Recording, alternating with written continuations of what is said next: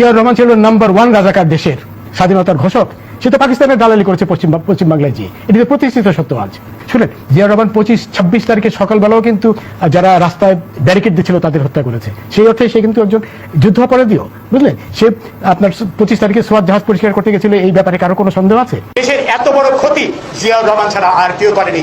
ঠিক এই জিয়াউর রহমানের তার এখান থেকে স্থাপনা অবশ্যই অতি শীঘ্র সরাতে হবে। এই পবিত্র সংসদের জায়গায় বাংলাদেশের শ্রেষ্ঠতম খুনি জিয়ার নামে, জিয়ার পরিচয় বহনকারী কোনো স্থাপনা থাকতে পারে না। আসসালামু আলাইকুম। জনাব তারেক রহমানের সাহেবের মাথায় কি ঠিক আছে নাকি মাথায় গেছে আমি ঠিক বুঝতেছি না।